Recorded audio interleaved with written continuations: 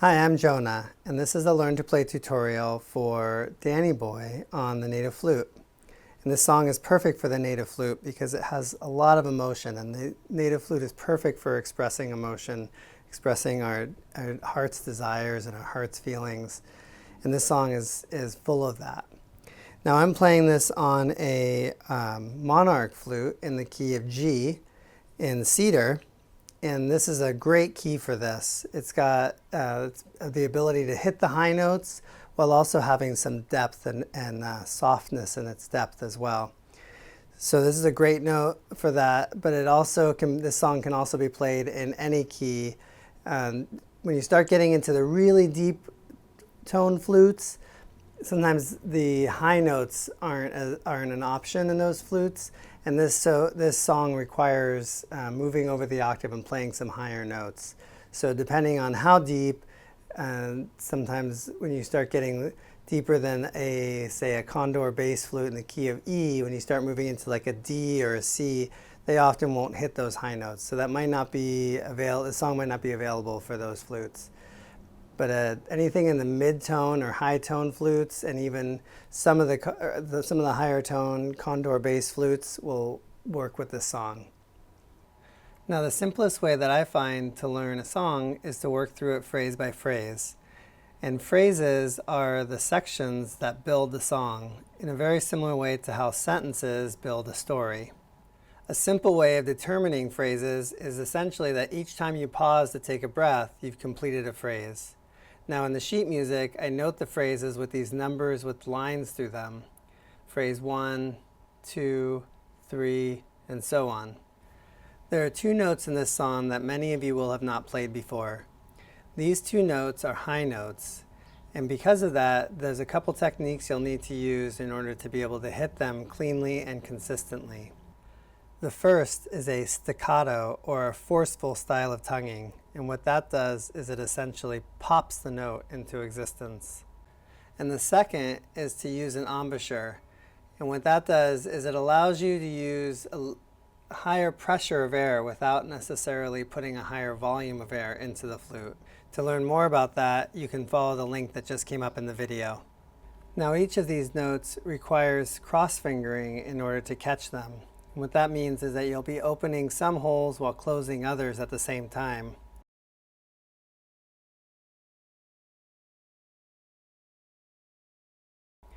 Now all that put together is going to take some patience on your part in order to learn the dexterity and the muscle memory needed in order to catch these notes consistently and cleanly throughout this song.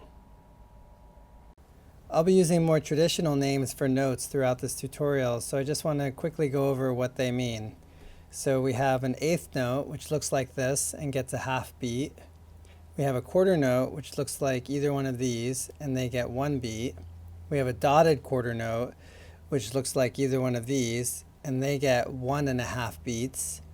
We have a half note, looks like these, either of these, and they each will get 2 beats.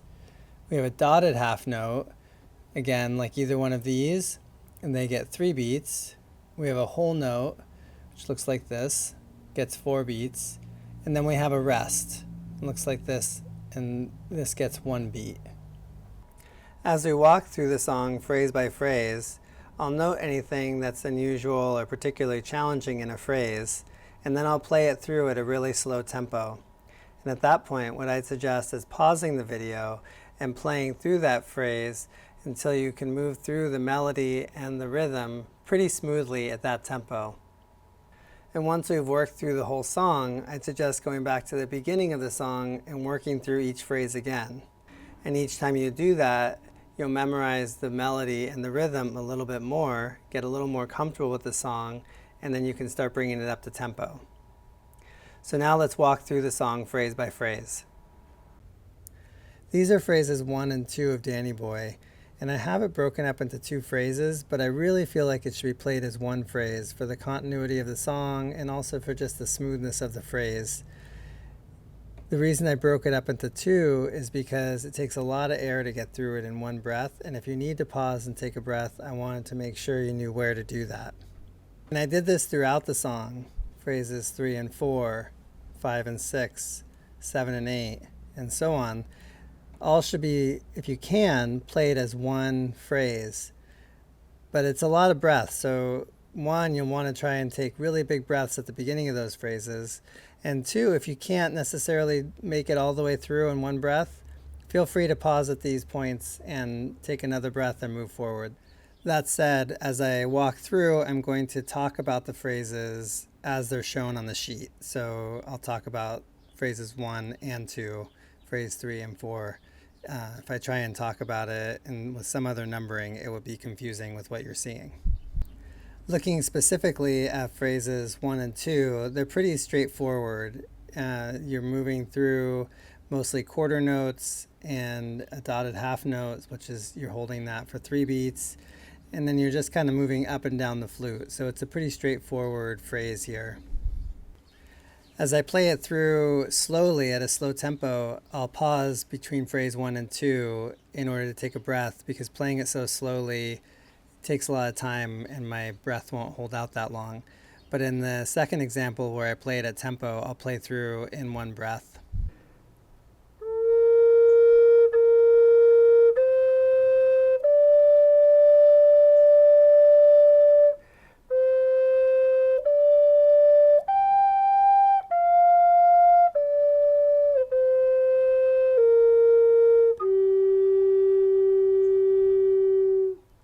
Now, the beginning on this, you want to take a really deep breath so you can try and make it through both phrase 1 and 2, because essentially they're kind of like one phrase.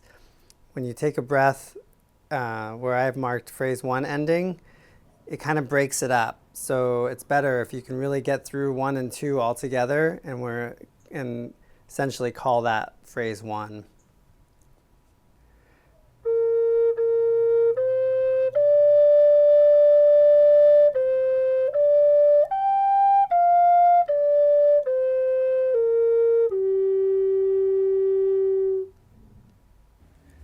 In phrases 3 and 4, the fingering is pretty straightforward, but we have this unusual rhythm with this dotted quarter note, eighth note, and moving on to a quarter note. So a dotted quarter note gets 1.5 beats, and an eighth note gets a half beat. So together, they're 2 beats, but you're moving through them on the offbeat. So one way to learn how to do this is to count through it. And counting through rhythms is an important way to learn how to play rhythms, because it gives you the structure that the rhythm works in. And what that sounds like is using numbers for the on beat, 1, 2, 3, 4, and then you use the word and for the offbeat, 1 and 2 and 3 and 4 and. So then you can learn how to speak the rhythm.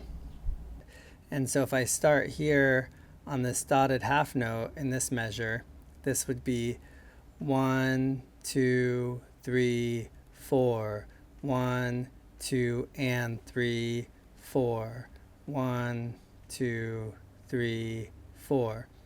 So that's how you'd count it. I'm changing on the half note, on the offbeat, and on the half beat.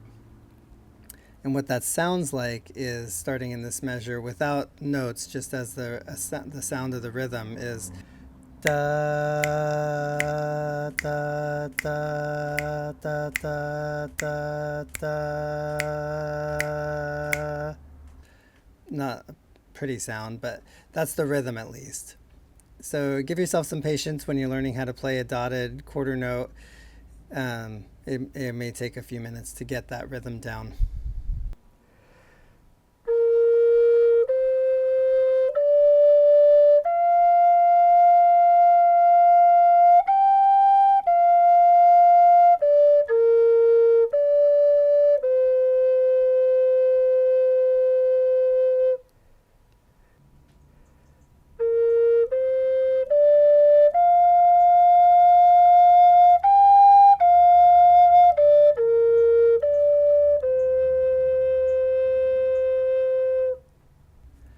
Phrases 5 and 6 are the same as phrases 1 and 2. So once you've worked through phrases 1 and 2, phrases 5 and 6 should be pretty straightforward.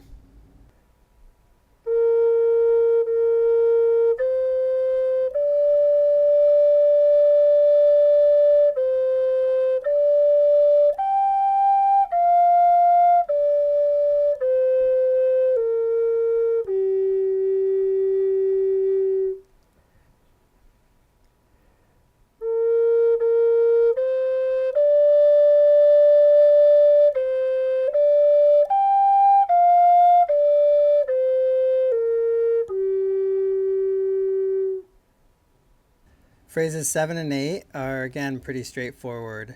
The rhythm is straightforward, quarter notes, dotted half note, quarter notes, and then a whole note. And then the fingerings are mostly consecutive notes, meaning it's one note after another. So these phrases should be pretty straightforward.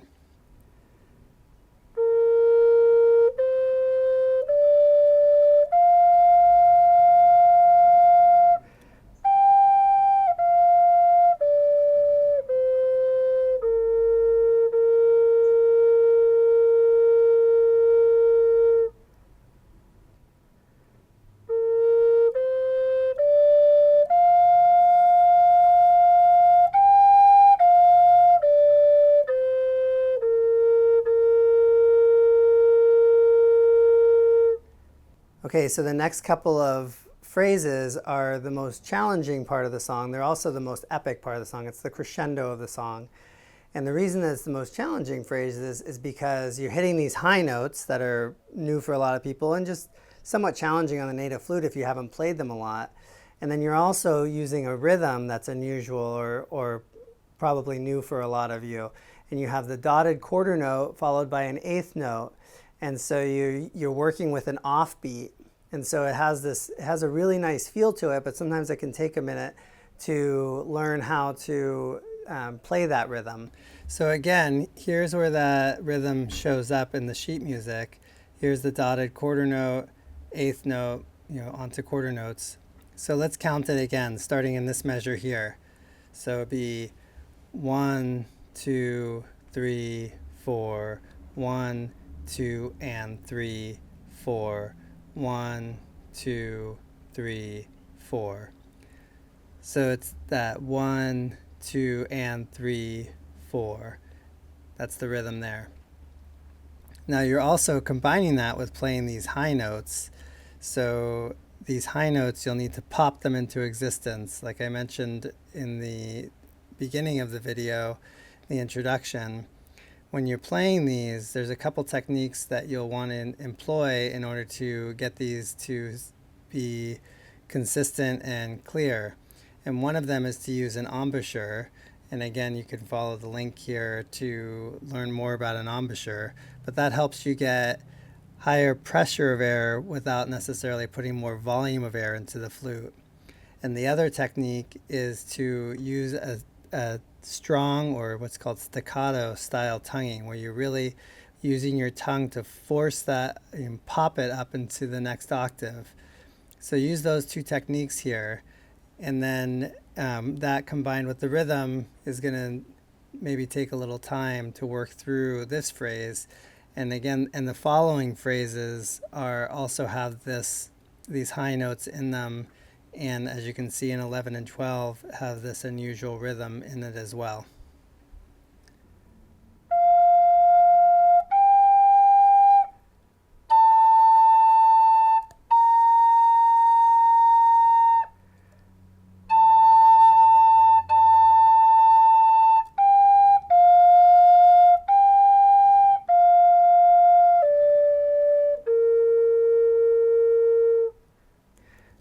When you hit those high notes, they can sound a little harsh in the beginning when you're first learning how to play them, because you're really trying to get them. Otherwise, you'll notice the flute squeaks. So don't worry about that. The smoothness and the sweetness of those notes will come later.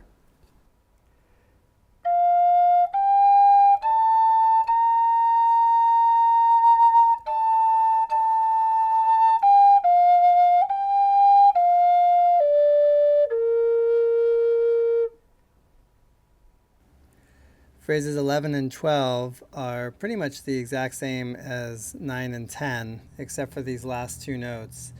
And so the same challenges persist through 11 and 12, but I think the time you took in phrases 9 and 10 will help you move through these phrases more easily.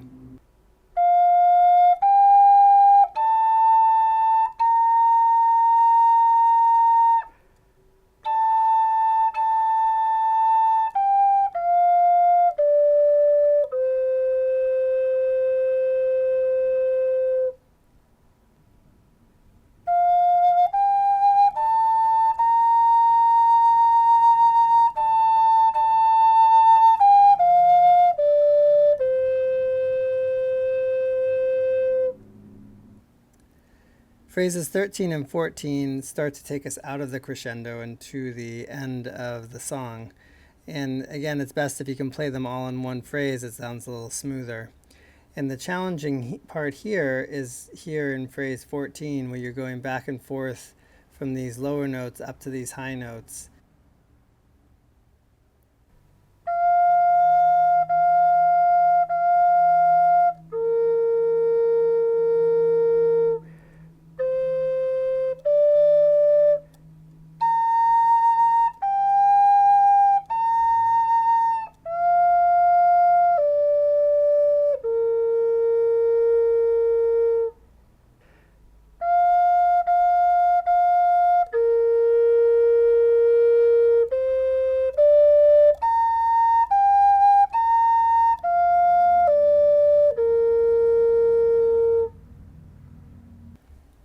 And here we are at the end of the song in phrase 15. And most of this phrase has a straightforward rhythm of quarter notes, and you're moving through the melody as consecutive notes. However, you do have, again, the rhythm of the dotted quarter note moving through the eighth note. So this rhythm is a very integral part of this song, and it's used a lot in music in general because it gives you that offbeat feel. And so this will be a really helpful thing for you to learn, and you can also learn to integrate it in your own music as well.